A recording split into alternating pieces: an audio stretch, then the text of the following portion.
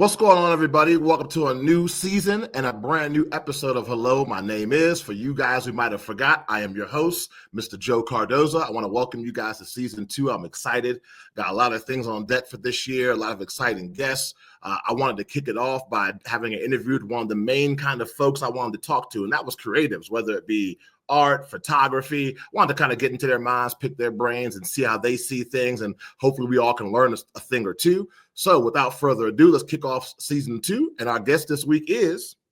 Hello, my name is Jay Holloway from Chicago. What's going on, Jay? What's up, man? Welcome to the show, brother. I appreciate you. I appreciate you. When you, first I want to say, when you hit me up, I'm like, yeah, I definitely want to do this. I definitely want to do this. I like talking. I mean, I like getting to know people. I love podcasting, so I'm glad to be here. Without a doubt, man. Without a doubt. Well, hey, let's take it back a little bit and start from kind of the beginning. When did you first feel or think you had that creative bug, whether it be like art, photography? When were you like, hey, this is something I like and something I really want to pursue?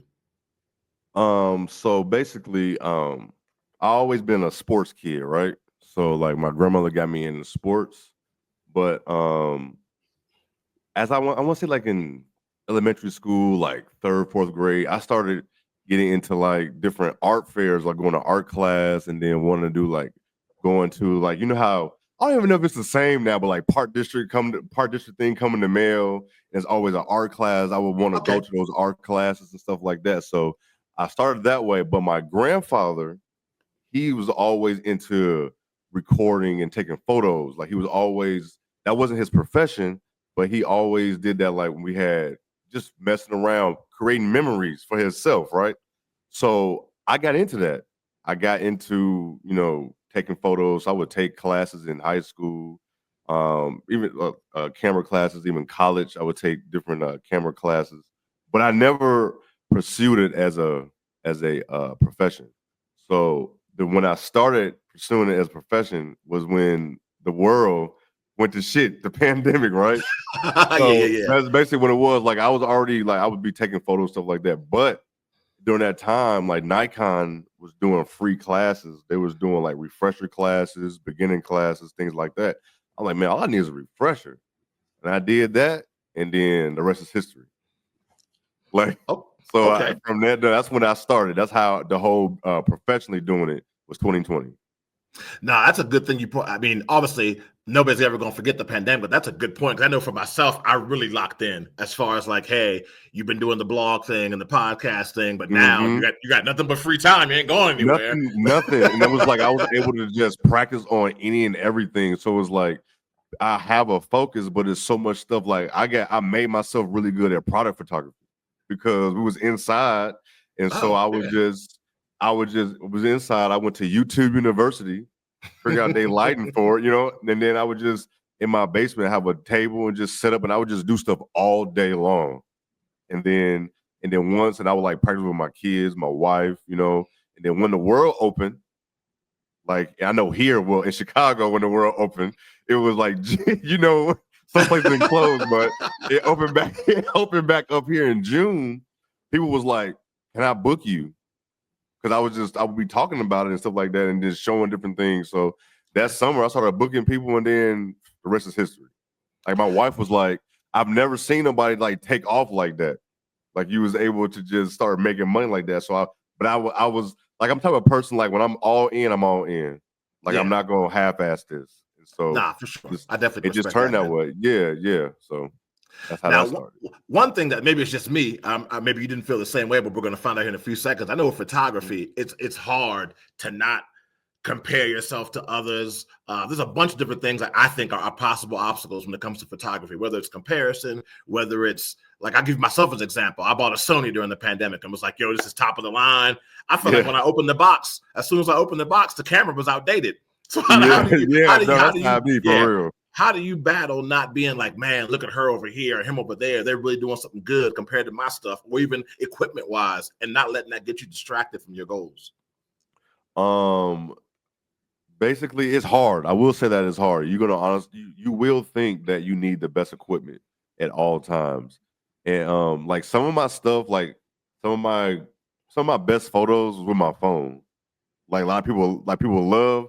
It'd be on my phone. They wouldn't even know that's on my phone. But it's like I had a mentor. He definitely showed me like you don't need to have the best equipment because if you're a bad photographer, if you don't know like your framing, you don't know your lighting, you don't know your how you want to shoot your subject, your equipment really don't matter. So once you learn, because each camera is going to have its own little different thing and settings, and wasting money on the equipment because sometimes a lot of people do it.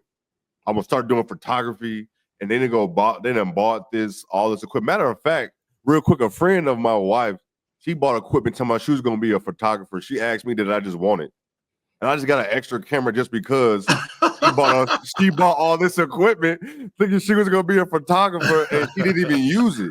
You know what I'm saying? So you can spend so much. Like you saying Sony is expensive.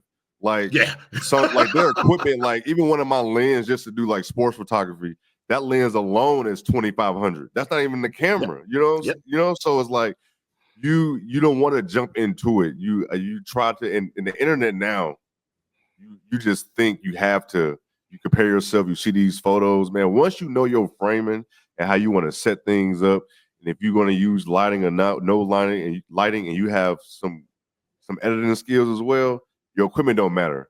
You could just move up. You just add and add. Like, man, I started off with my camera was like $300. Oh wow, 300, and I had a stock lens with it. That's it. And I bought another lens to go with it, but that wasn't my first little kit. Altogether, was probably like $500, and that's it. And then I bought some lights off Amazon.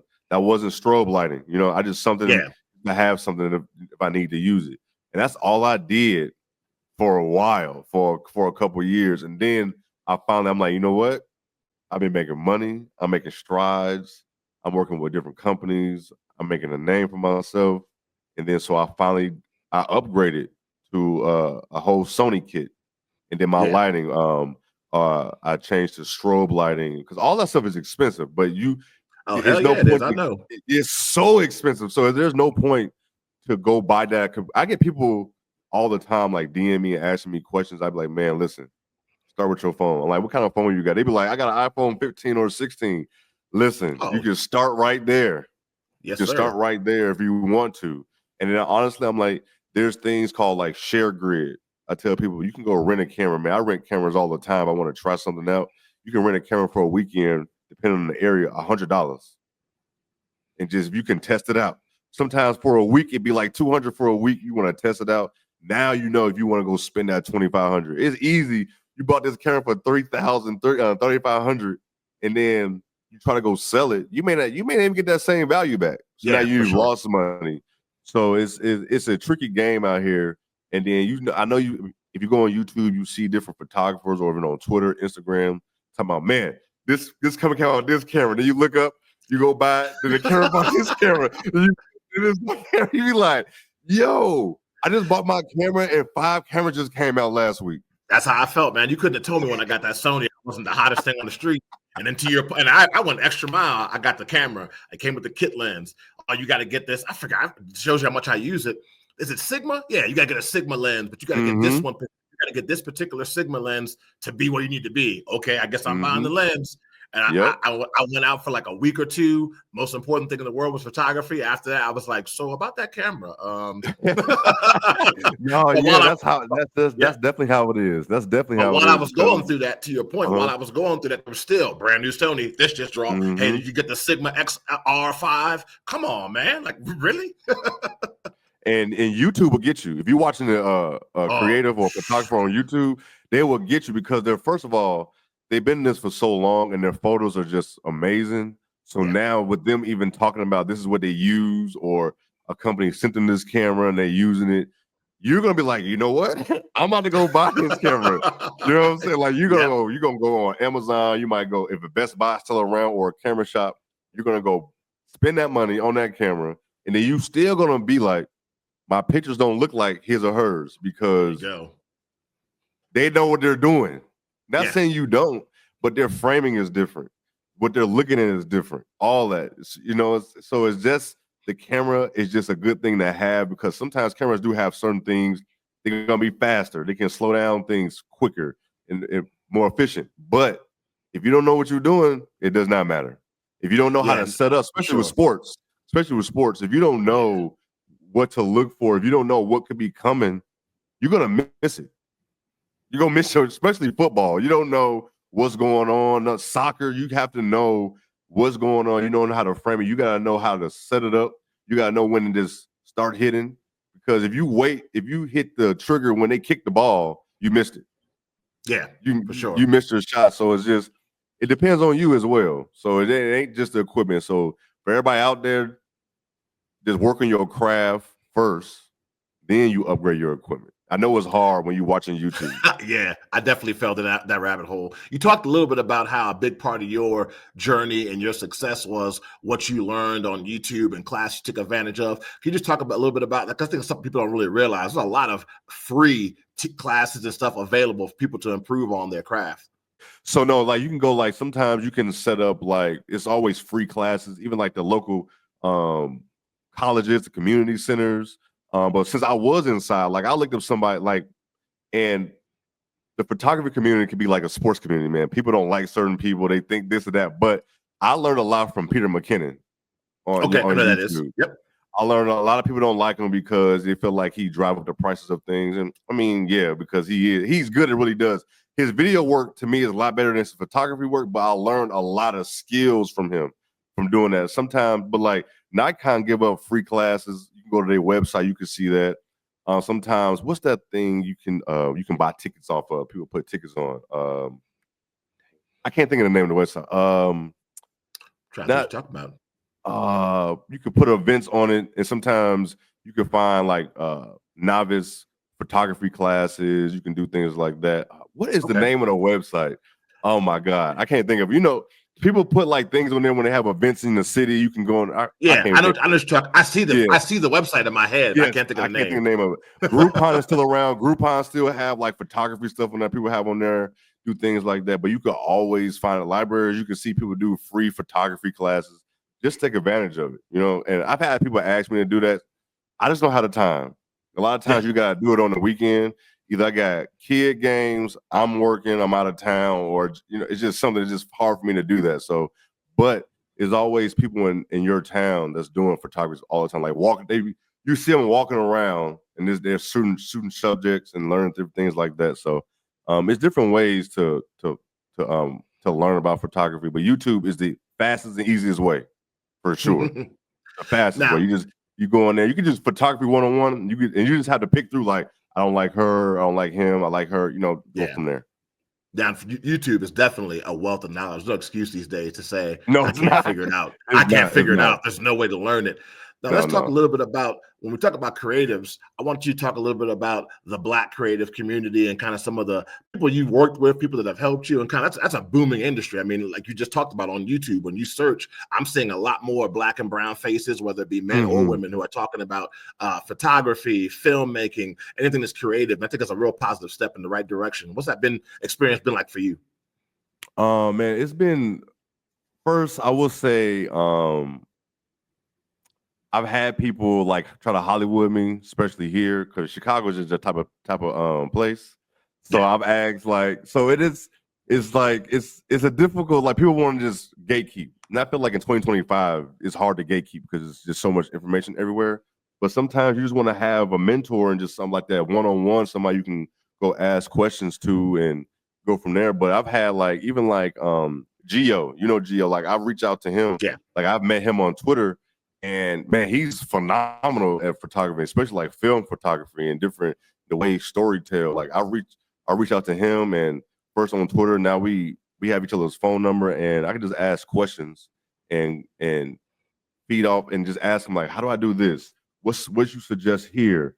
But you're gonna have your ones who be like, I don't want to deal with that person. That's like with any community, but in this space, it's been fun to meet people that look like me, that who are successful in this industry, that I can reach out and they're willing to help, willing to collab on things, willing to just give you answers or being straight up, and it's always good. It's always good when, especially anything, but especially photography, that you got somebody that you can send your photos to to give real critiques.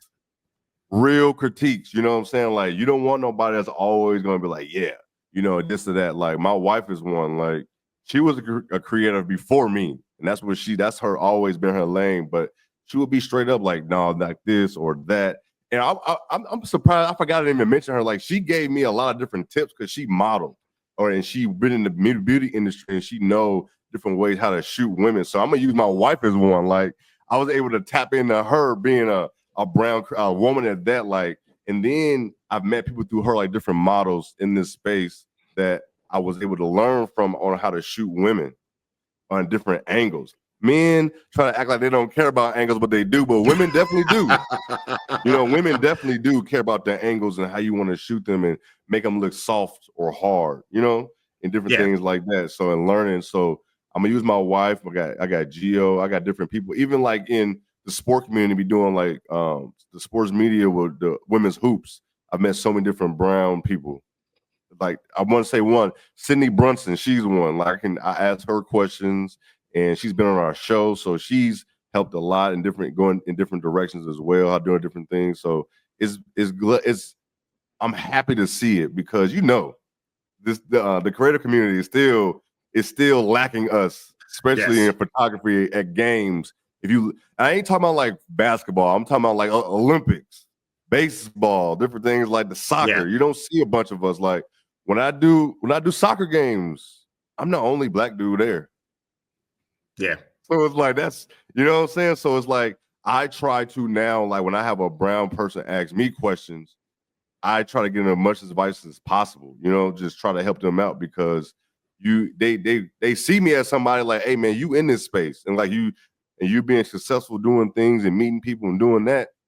I want to help people. I want to help. And so it's like, that's my thing, like trying to give back is just try to help this industry for brown people to expand because we need that. It's so many talented brown people out here.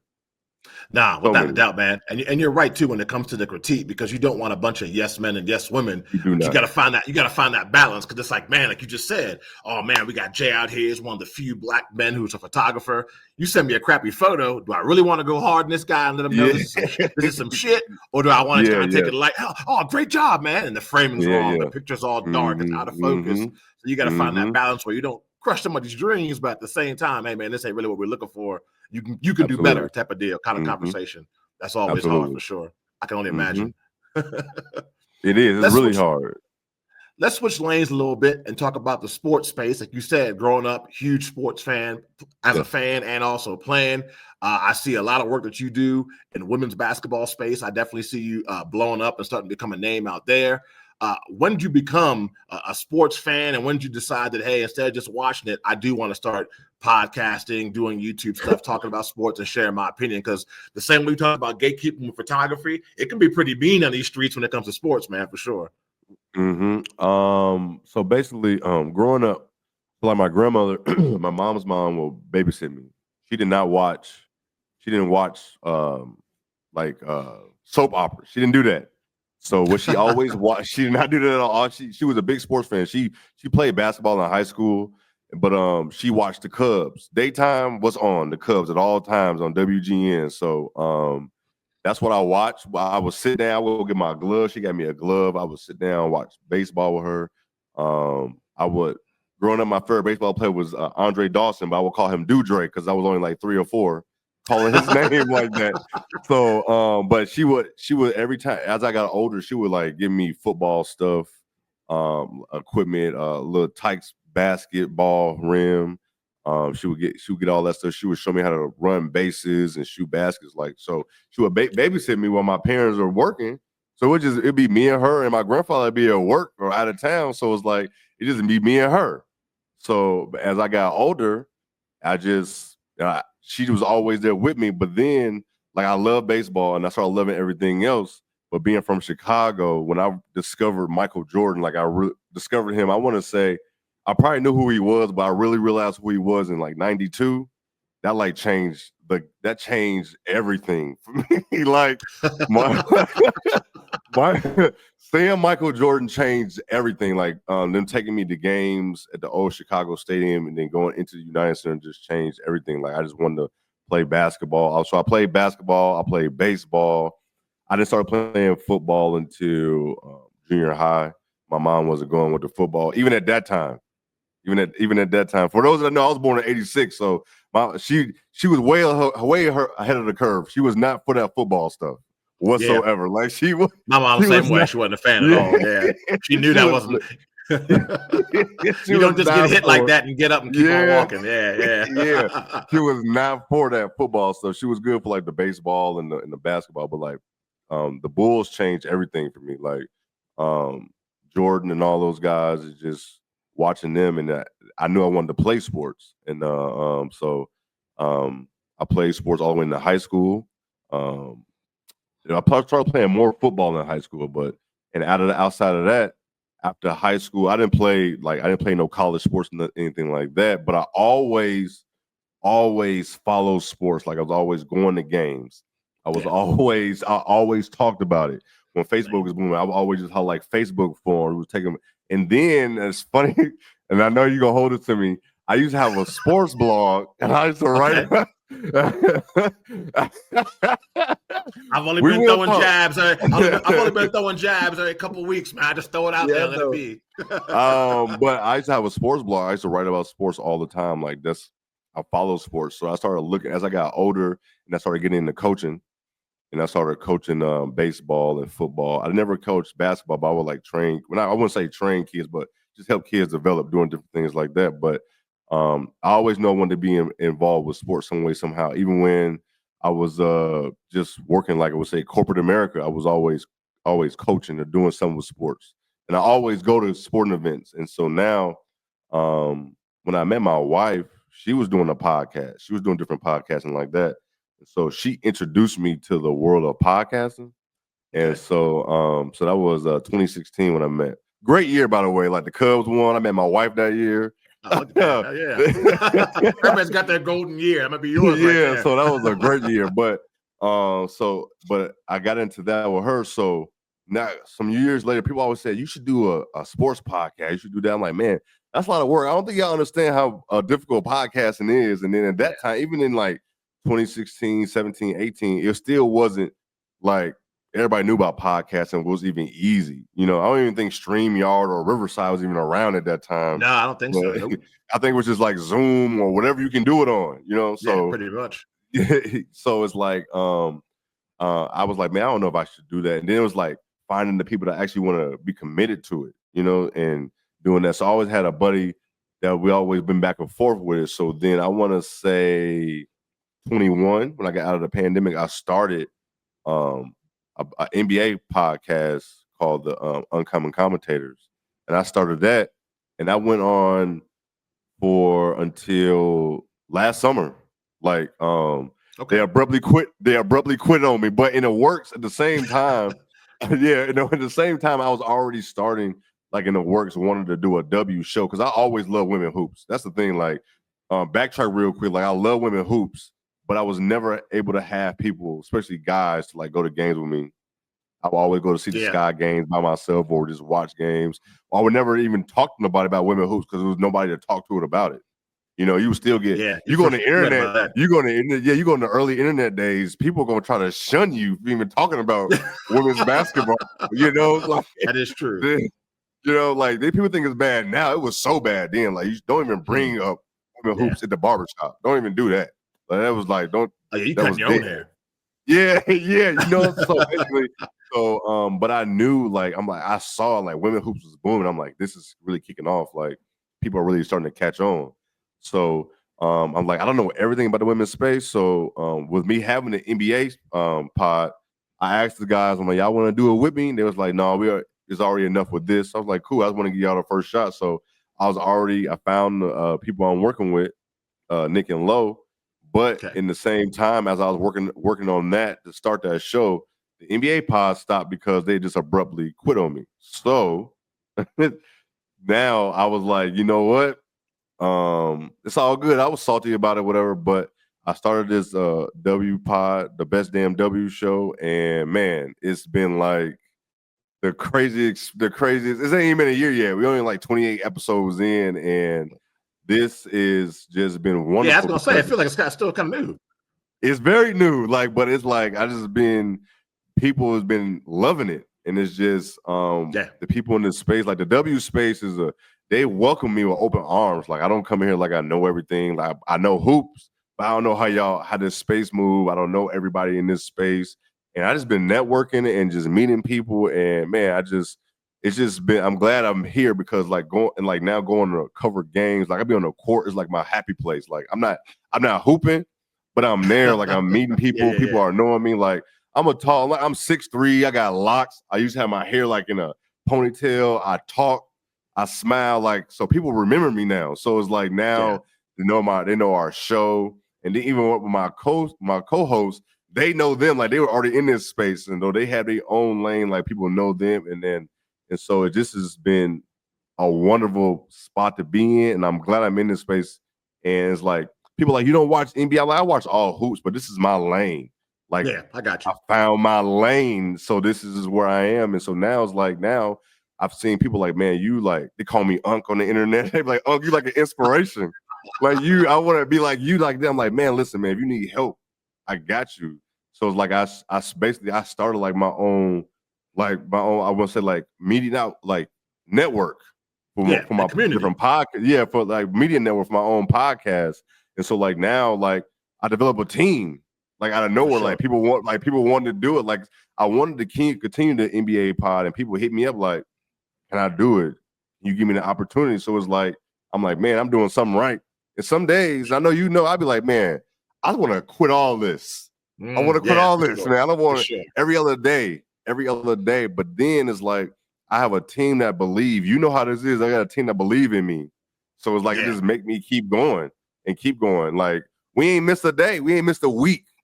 We took a 2-week break because of Christmas. I'm like, man, go enjoy your family and your New Year, man. We can start this thing back up. But outside of that, we don't miss a week, and then we do other things, and we just be real active and seeing people noticing. And a lot of people try to act like they don't care about recognition. Everybody does. I don't care how old you are. Everybody, man or woman, you want to be recognized for different. You want to be seen for what you're doing, and people are like, people like, man, how you get guests on your show, man? I just ask. They don't got time. They don't got time. Yeah. And that's it. Like I got like Cindy Brunson, like I mentioned, man, the commentator for the Phoenix Mercury. She was one of our first guests under 10 episodes. We just asked, and she came on. The commentator, play-by-play announcer for Unrivaled, Brendan Glasheen. He's been. I just asked him. You know what I'm saying? So that's all you got to do. So, but I'm just glad in this space, like I get the opportunity, like Notre Dame. That's like my home team now because they just give me access. USC, Illinois, Wisconsin. It's just you just ask. I want to tell people that just ask, shoot your shot. You're gonna get no's. I get no's. I get no's all the time from teams. Same. You know, you would think like the teams I got who are bad are gonna say yes. They don't. Yeah, they don't. Not necessarily. You know what I'm saying? Like they don't. Like they do not at all. So, and sometimes to be some of the better teams, they will say yes before the bad teams. You know, so it's just it is how you want to approach it, and just I say be consistent. You know, every day we tweak things. Sure. Yeah, we tweak things. We doing different things. Like for the longest, it was just me and my co-host. We got somebody who want to produce it, so I ain't got to worry about none of the other stuff. I ain't got to worry about pressing start. And that's easy. Like in the chat, doing none of that stuff, and they edit stuff. They help edit, so it's just man, just I was been myself, and just being in this space is what I want to do, and like I'm glad I'm here. But my wife is the biggest thing that helped me do this. She was like, man, focus on this and build that, and that's what I've been doing. And it's like sure. I said at the end of 2024, like man, 2025 is about to be crazy. I don't know what's about to happen, and it started off crazy, like just. Brendan Glasheen, and then traveling, going on different games. Like I got Notre Dame tonight. I'm going Notre Dame. I have to go there. I'm going for the Notre Dame Notre Dame Florida State game. So I'm always on the road now, and I love that because I love basketball. Like I love sports. Like I'm the sports head, but basketball is my thing. That's what it is. That's like my baseball is my first love, but basketball is just like man, like that second wife. Yeah, I got you. And you got some competition tonight because Nick Andres is Mr. Florida State, so I know he's going to be talking trash all day today. Yes, absolutely. So I'm You might definitely take gonna hit some him up when we're screenshots of done. that conversation, man. We're going to need Yes, some for sure. screenshots posted on that one. Now I got a Yeah, question for for you when sure. it comes to the women's game. Do you think the popularity is? I think it's one of two things, and maybe I'm wrong. Maybe you have a third thing. I think one is exposure, because I can remember I knew about Paige Beckers her junior year of high school. I knew about Haley Van Lith when she was in high school. Point guard of Arizona, is it Jada Williams? Forgive me if I got her name wrong. I knew about her when she was.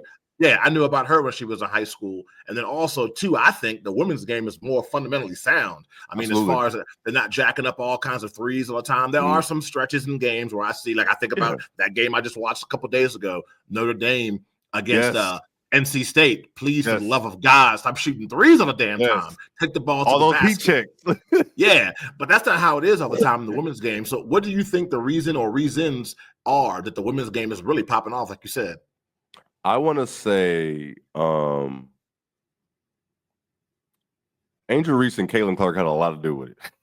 For sure. Absolutely. I want to say they definitely had a lot to do with it, but I think it's more so it is the exposure. Is exposure. These companies are seeing that these young ladies, they can hoop, they can play basketball. And I was just having this conversation with my wife that like the fundamentals, like women, like it sounds crazy, but women don't have the luxury to be able to just jump out the gym. Yeah. Like that's just not what they're doing. So not saying men don't have fundamentals, because they do, but it's like till you get it, it's like you can be jumping out the gym, you can be doing all type of stuff, and you can still be put on a pedestal, But women had to work twice as harder, if not 5 times harder. So they had to make sure their fundamentals were straight because people wasn't, taking them seriously, And if you haven't, there's a documentary it's a 30 for 30 on the 96 women's Olympic team that would explain. It's a 3-parter. It's on Disney Plus. It's a 3-parter that explains like what it took for them to be recognized and for it to even be where it is right now, because it's been hoopers forever. It's been for sure, absolutely, hoopers forever. So like I know you, Joe. You a sports guy. You love sports. So like people like us, we're gonna know these women. We knew these women. We knew their names, but like now it's starting to be more exposure. It's like more networks are given to these women, and it helps. It helps that we got these players like Angel Reese, Caitlin Clark, Rakia Jackson, Aaliyah Boston. You got those rookies, but then you also got like players like Asia Wilson. Asia Wilson had a historic season that we ain't never seen. Like a woman doing 27 and 12 is insane for a whole year. Like she scored 1,000 points last season, first time ever. She broke the rebounding record, even though Angel Reese did it, but she broke her hand or wrist, so she was able to break that. But it's like, but then you got like players like Juju coming up. So like people like to call Juju like Jordan because Caitlin and Angel Reese was like Magic and Bird for obvious reasons that we ain't even go into. Whole other podcast, man. Yeah, absolutely. But like you got players like Juju coming up, like going to these games, you see like how important these players in women's sports really are. Like I'm seeing Juju, who don't know, is an African American young lady from Watts. I go to these games. I was at University of Indiana when they played USC about a month ago, and it was little white girls with signs that said, "I want to be like you, Juju." I went to University of Wisconsin, and I saw signs that said, "I want to be like you, Juju." Like that's what it's all about. Yeah, it's going to be like young black girls are going to look up to her, but it's other races, other people of color that's looking up to these young ladies, so that they have somebody like, "Oh my God, I can do that." And I'm glad. Like before, it was like, man, we don't have a league. They didn't have a league before '97, so it was like I finished college, I go to work. Like Cheryl Swoops talked about in the documentary, she got out of college. She was working at a bank. She Final Four MVP. She working at a bank now. No choice. In the '90s, you Final Four MVP in men's college basketball. You the first round. You might be going first overall next in a couple of months. Absolutely. So top 10 now, so now women like they was going overseas. You got the W, but now you got all this money coming back. Like we lost so many teams in the W. We got teams coming back. You got all this money coming in. You got all this focus on you getting TV deals. You got stuff like Unrivaled. Unrivaled is basically just so women don't have to go overseas. But now, a lot of people, like for people that don't know, you have the CBA that's coming up, and that's going to help with money. So like, women are going to start getting that $1 million, contract. Sure. It's only a matter of time. It's like people want to talk about it, but like now, I'm glad like they're not making a lot in the W. Like there's the max contract's $260. Come on, man. Players in the NBA make that in one game. You know, they ain't lying. So it's like, but I'm glad like they have like Nike. So it's like I'm glad like someone like Asia Wilson, who is the best player in the world. So it's like people are like, why she not playing Unrivaled or overseas? Because she don't have to. Like she has Nike money now. Like she don't have to do that. She can enjoy her off season. She can work out. She can travel if she want to. Yeah. If she want to do that. So it's like I'm glad like it's just these games being good. And then I think will also help. The men's college game was down a little bit. Like it's really good this year, but I feel like the last few years March Madness was kind of down for the men, but the women was up. I would agree. So I think that helped a lot because I know I was out of town. I was working. I forgot what I was working, but I was at the hotel for the LSU Iowa game was on in the bar of the hotel, and I ain't never seen these many people watching the women's game. Like I've never seen this many people doing that, sitting around watching it. So when that happened, I was like, oh yeah, it's about to be a jump. It's going to be a jump. It's definitely going to be that. So, and I'm glad it is. Like it's going up, up, up. Like this season this season should be really good. Like this women's college season has been really good. Like all the conference tournaments is going to be amazing. The big tournament is going to be amazing. You got the W coming up. I think this is going to really help for the new CBA because they're going to see like people like, and I always tell people like they losing money. I'm like, man, this league, I'm older than this league. Joe, you older than the WNBA. Like, I tell people like, no doubt. I tell people the NBA in the 80s was on tape delay for the finals. Like, look how long ago I was born in the 80s. You know what I'm saying? Like, they didn't, it wasn't live games. It wasn't always making money like that. Like, Jordan told us, other people like cocaine on the Bulls team was happening when he got there. So, the WNBA ain't even 30 years old yet. So, when you think about a business, man, I think they're right on time on making that money. Is like now, of course, it probably should have happened a little bit before, but you know how that go.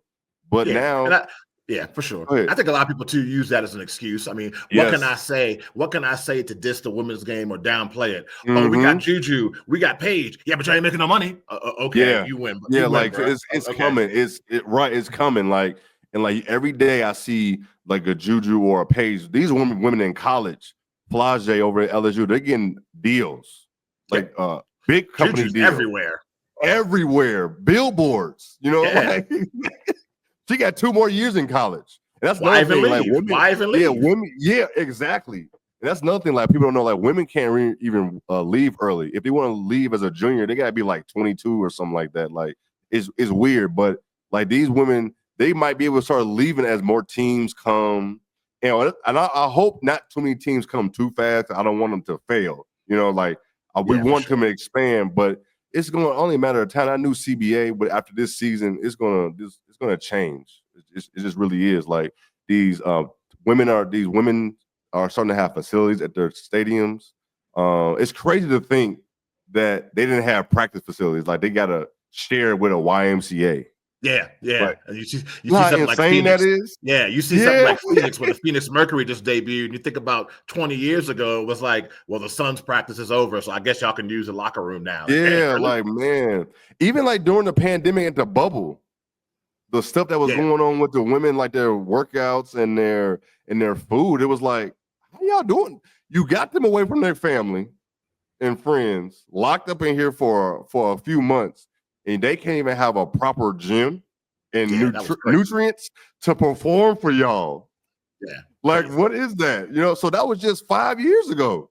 Yeah, you know how crazy that is? Like, remember the pictures from March Madness of like the 2 dumbbells on the ground? That's our workout area. That's wild, bro. Yes, 5 years ago. So it's like, look how far we have come just in the last year. So I'm just so excited for the game. I just love women's sports as well as too because they don't get the recognition and they play so hard. They are so competitive. They know Yep, what that's they're why I love doing. That's why I love Hannah Hidalgo, man. Oh Because my goodness, number one, she's like 5'3", 5'5", but she's a man. dog, man.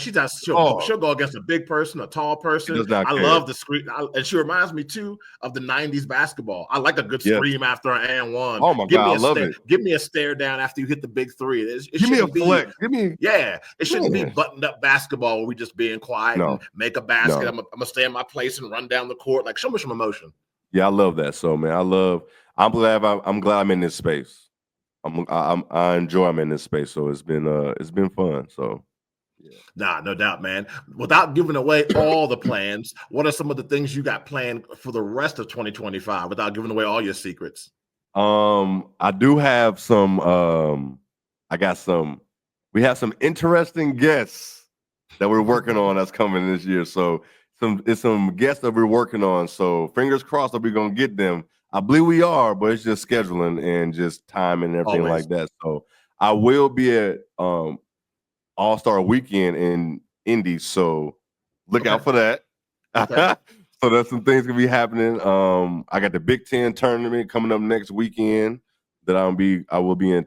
That's next weekend. So not giving away too much stuff, but that's what's coming along so far.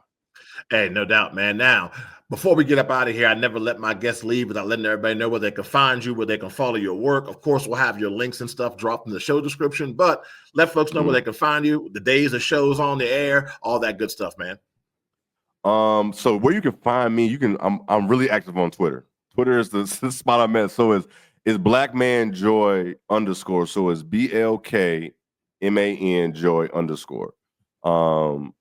And then you can find the show it's the Best Damn W show is on YouTube, is on Spotify, Apple, anywhere you listen to your podcast, that's where it's at. Oh, also you can find, I forgot, Best Damn W show on TikTok, and on Instagram. That's where you can find everything. No doubt, man. Nah, it's all about the social media. But well, Jay, like I said, man, I'm excited to kick off season 2. It looks like I picked the perfect guest to get this show back off on the road. You got me hype. I might have to dust off. I'm not even gonna lie. I'm gonna dust off my camera, and I might especially living out here in Colorado, man. There's so many things you can shoot as far as like nature or wilderness. Yes, I need to get my behind out there and try some things and see what works and what doesn't work. And without you even knowing, you just volunteered to be my critique person. So I'll just start sending my stuff to you. Asking you what I can work on, man. But I definitely want to thank you so much for being on the show, man. It was a good time. I appreciate you. This was a fun time. And one more thing before I get out of here, like, I always try to tell people, like, man, I started the media company because I didn't see a lot of us.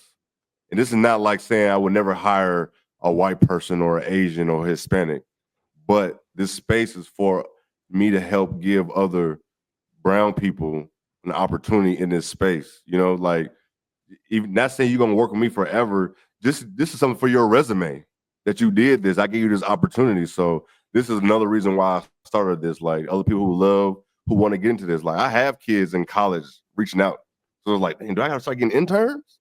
Like, what's going on? So that's how I did it, man. Yeah, so it's like, man, so that's why I started this, just for another opportunity for another black kid, especially a black young man that see me, even see you, but they see me doing this, and it's like, man, I want to help you. And that's why I started it. And then I see it's working.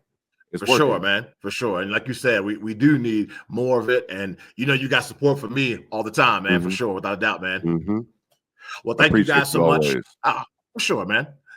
And tell your wife, thank her for giving you some support and letting you know that you can do this, man. That's big too, man. Just like you said, to see a black family unit. I mean, I follow you on social media. I see the family trips and things like that, and I'll admit it, you don't see a lot of that. So when I see it does catch my attention. Where I see, man, look at that, black father, black mom, kids are taking a family trip like everybody else, and it might seem normal to Tom and to Nancy, but to me, I don't see a lot of that.